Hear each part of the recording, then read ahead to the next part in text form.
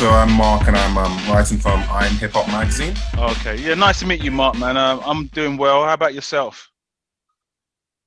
I'm doing pretty well myself. Just getting through a few things today. I had a read of your book yesterday, the PDF that you sent through. I had a few read through chapters, and yeah, it's really, really interesting, and really quite inspiring.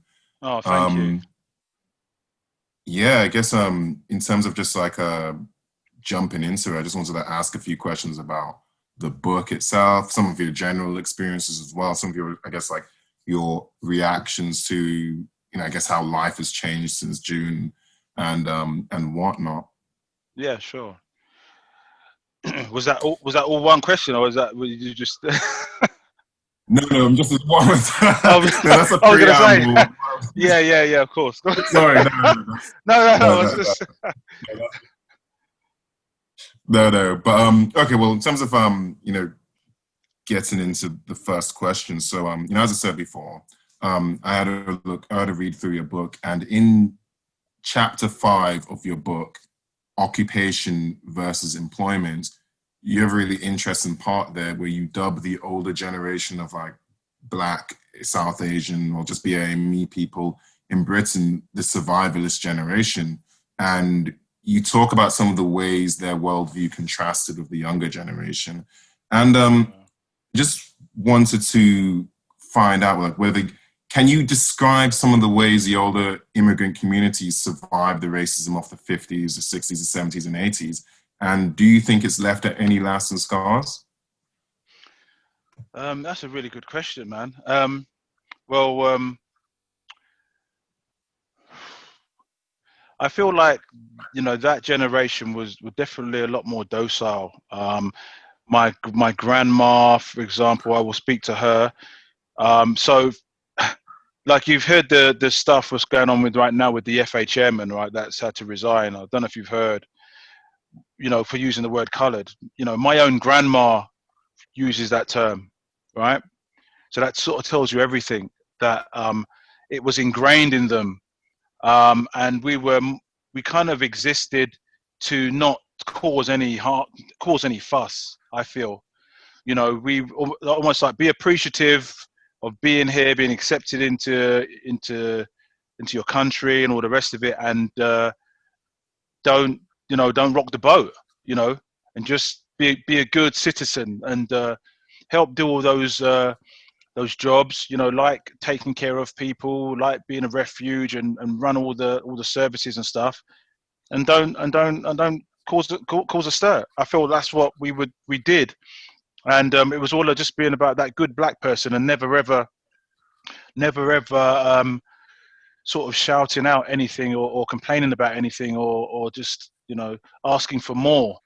Just to be about being grateful for what you were given, and I feel like my grand's generation, even my mum's generation, because we've had to reprogram my mum, my sister, and I a bit over the years, um, and I do feel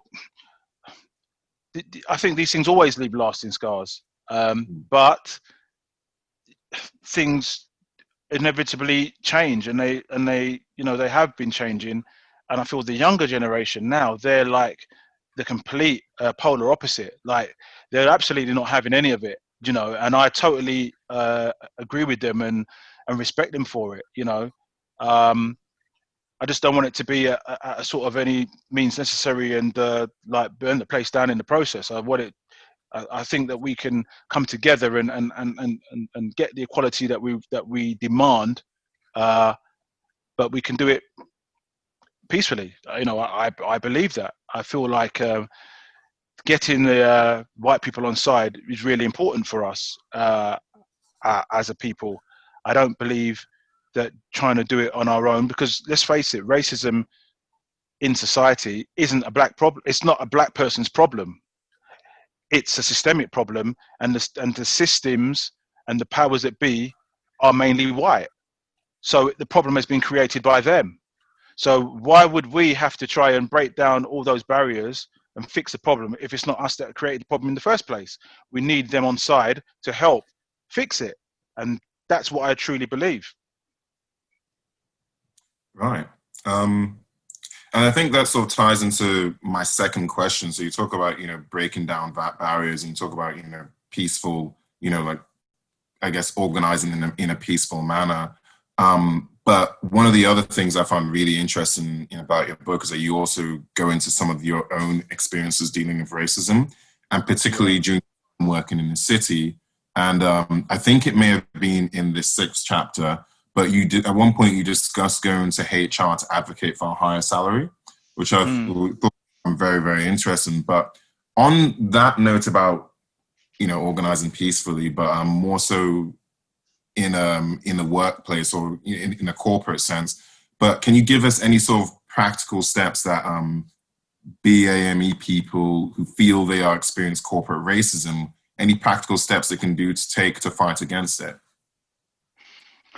It's a really difficult thing to do, presently, and I actually believe now this is the time, this is the moment that if you don't have some sort of, I mean, I don't like using the terms, but we'll just go with the BAME terms or whatever, right? This is the time to set up, these bodies within your corporate entity. BAME, what do you call them? What's the word I'm looking for? Councils or whatever within your organization that can tackle issues like this. Because when I was working in the city, it wasn't like that. It was just like a one-on-one. You just go up there and you fight your corner and see how you get on. But now I feel like we have the climate, we have the momentum with us. And if you don't have like some sort of a BAME council within your organization, then create one, because it's through that council that you can make change within your organization. You organize it, you get everybody on board. Every black person or BAME person or whatever should be a party to that council. And then there should be white people there too. Those that, care about equality, they should be on there too. And as a collective, if you have issues, especially when it comes to pay gap and gender stuff, then you deal with it. You can deal with it within the body of that council. That's how I think in today's society you can champion that.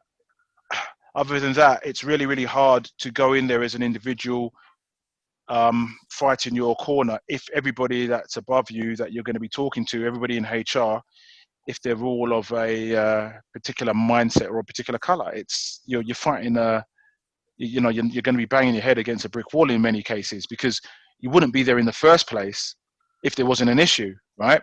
And these are the people that are making the decisions and deciding what salary you have. And it's almost like going back to those same people. And the only reason I managed to get my pay rise is because we were discussing pay amongst us, which you should never do anyway as an employee. So I knew, I had facts. I could say that so-and-so was earning $4,000 more than me. You know what I'm saying? So when you go to HR with facts like that, it's undisputable. And it's either they fix it or have you taken to some sort of arbitrary council, right? Like, because one way or the other, you've got facts and you don't normally have that. So obviously if you can get facts, if you can get someone to back you, then that will work.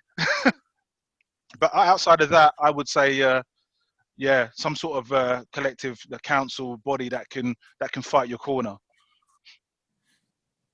Okay, yeah. I think that you certainly have a very strong organizational mind for activism, and I just wanted to talk to you, whether you can talk to me about your organization, Utkai, United to Change, and you could tell me about the work they do as well. Yeah, so UKAI, we pronounce it UKAI. We kind of don't we don't pronounce the T. No, but that's not your fault. It's a silent T. They decided it was a silent T, so I just But I mean UKAI. So United to Change and Inspire. We have 4 pillars, and my pillar is education. Then you have Lee Russell, who's youth development. You have Chris Otakito, who is mental health and well-being, and you have Jermaine Facey, who's reform, which will tackle criminal justice and stuff like that. So the way we see it, we want to work with individuals and organizations who are already doing great work in those areas, each of those fields, but don't have the platform, don't have the recognition that they deserve. And obviously now we have a bit of a platform, okay, and we're trying to get a lot of funding and all the rest of it. We want to align ourselves. We're not trying to reinvent the wheel, because we're not going to become experts in these fields overnight, right? So there are people already experts in these fields, and we want to align ourselves with them to do the work within the community, okay, to improve things. But we want to do that at grassroots level. But then at the higher end of the scale, we want to be talking to some of these policy makers within government. We want to sit down with the Met as well and discuss what they're doing and be party to what they're doing and be involved in the decisions they're making. And hopefully we can sort of be that glue between the two entities, those at grassroots level that need all the help, the children that need the mentoring, etc., and those at the other end of the scale that make the decisions, those that hold the power. We hope to be the glue in the middle and sort of, you know, make that difference that way. Okay.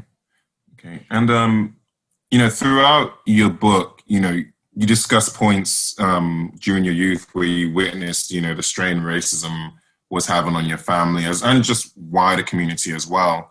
But what I want to get, was there a single defining moment where you decided you wanted to become active in the fight against discrimination? What, in more recent times, you mean? I guess in well, in more recent times, but also across your entire life, was there like one moment that just sort of like, you know, the light bulb moment decided you, yeah. Yeah, I mean, so you want to take more of an active role? I mean, for me, I've always wanted to do something, but never thought that, what, you know, I sat there after George Floyd was murdered and wondered, like, what can I do? What can we do? Because this is getting, you know, far too frequent. Like, when we're just sitting here watching it, what can we do? It's only because now I have this platform that we're able to do what we're doing or trying to do. But prior to that, I didn't think I'd have you know, any be able to do anything about it. You know, like, I just felt helpless. Um, many things that happened to me growing up shaped me as a person.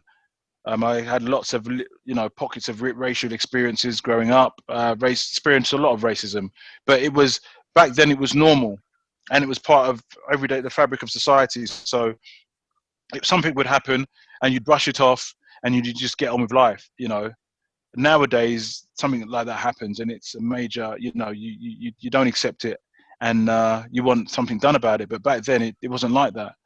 So I would just say that I only became really interested in making a change. I don't know, I use the word activist, but just trying to make a change once I became well known, and once, you know, I had the platform to do it, because it's not easy to just get up there and to make a change as a black man, especially because who's going to give you the platform? But it seems as though, you know, the white media are very akin and very much on side with what I did. And you know, I'll use that to the greater good of the black community, and for anybody that's sort of impoverished and downtrodden and struggling in life. We want to use it to help those people. And I think you know, one of the things you know, you touched on is you know, the sort of media coverage of that, and I just wanted to go back all the way to June, so 13th of June, and you know, in the moment, Black Lives Matter protest, you saved Bryn Mawr, the counter protesters' life, essentially. And since then, the media has heralded you as a symbol of rising above hate.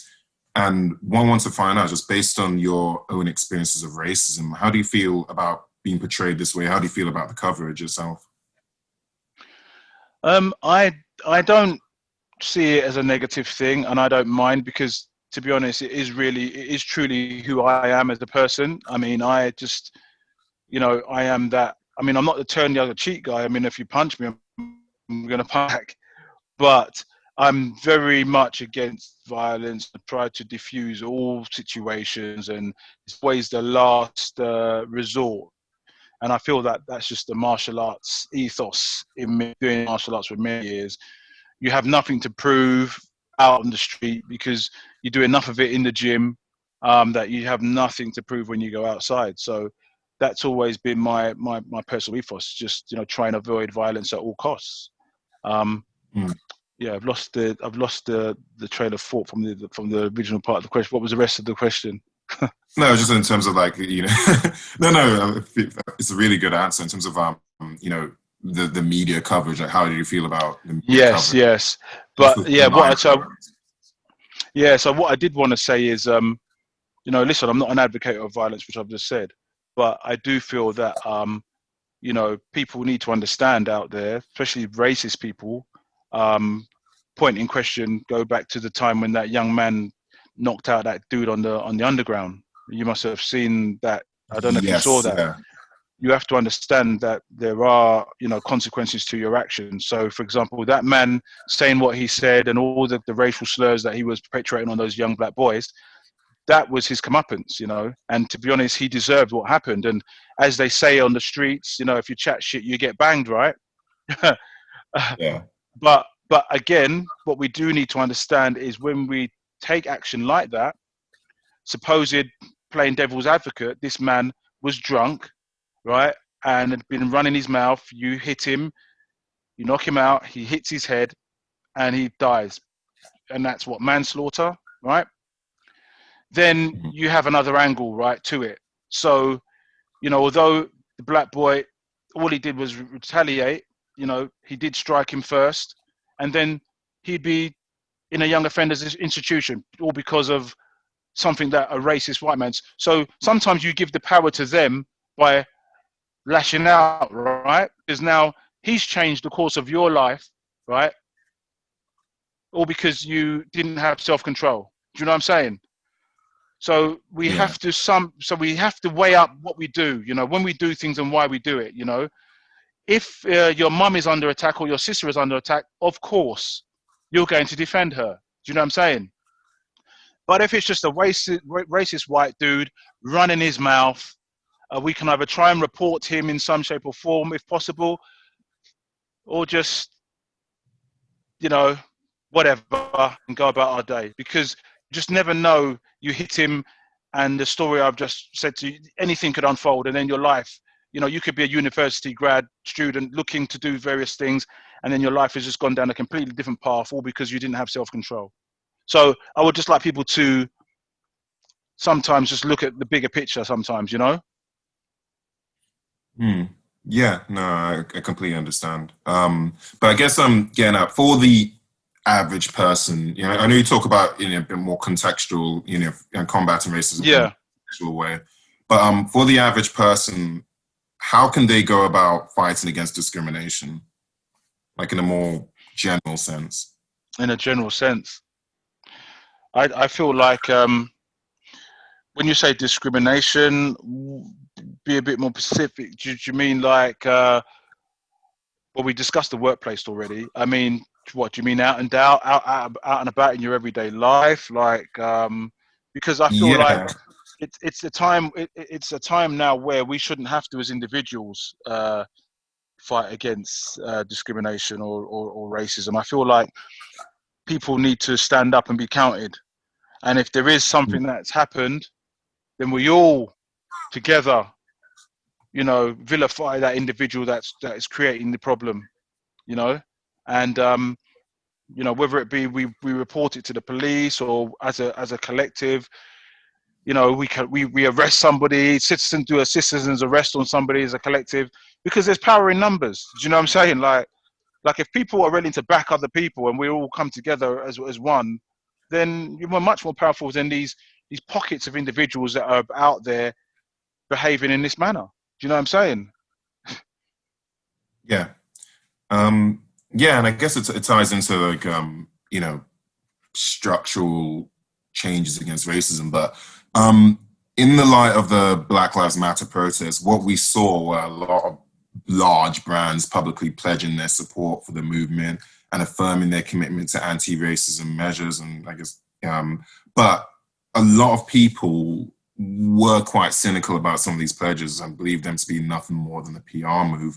But you know, as someone who's now become, you know, very active in the anti-racism movement, and you yourself have documented your own experience of corporate racism. What do you think? What kind of tangible steps do you think can companies, not necessarily the individual, but companies take to reduce prejudice and inequality within their, organizations, or even in the way they deal with customers, for instance? Yeah, I mean, one of the things that, we have a few corporates that have approached us to work with us at UKI and stuff. And one of the first things that we're asking a lot of these companies is, we want to, what's your setup like? You want to use UKI's name. We don't want you to just use our name as your token. We don't want to be your token black organization that you're working with to help make you look good or whatever. What's happening behind the scenes of your company? How many black individuals are in positions of power making decisions in your company? What does it look like? What does the landscape of your company actually look like? Are you a company full of white individuals coming to work with us? Because we don't want that. We want companies that are gonna, the proof is in the pudding. You see behind the scenes of their organization, and there are people of color all over the organization. That's what we want. So people that we're working with, we're looking for people who are, transparent in what they're doing, and the proof is in the pudding, and they're using their money, and they're using their notoriety to help black causes and promote black causes, and they're showing it also within their company. That's the stuff that they should be doing, these corps. Yeah, no, that's really good. I think Samir's put in the chat that was my last question, but no, I've had a really, really, really fascinating time reading your book, and a really wonderful time just speaking to you and your own experiences. I think it's really monumental, really tremendous, and thank you so much for taking the time to speak with me. Cheers, Mark. No worries, man. Yeah, I won't keep you any longer, but thank you so much for this. It's been a wonderful interview. Really enjoyed it. I'm jealous, and I'm jealous of your hair, Mark. Just for the record, man. I remember when I had hair like that. Well, such a long time ago. Well, thank you. I mean, I looked into your martial arts background, and I was just really, really impressed in that. Just seeing all the references in the book to how martial arts give you. I'm a bit of a nerd in that itself. So, are you? Oh, yeah. Brilliant. What do you do? What do you do then? What's your? Muay Thai. I did Muay Thai for a few years. Okay. And, yeah. But right now, I was mostly just focusing on watching UFC, because you can't go into gyms and train at the moment. Yeah, so. You can't do anything. Oh, brilliant, man. Yeah. Muay Thai. That's one of my styles. Yeah. Oh wow, that's fantastic.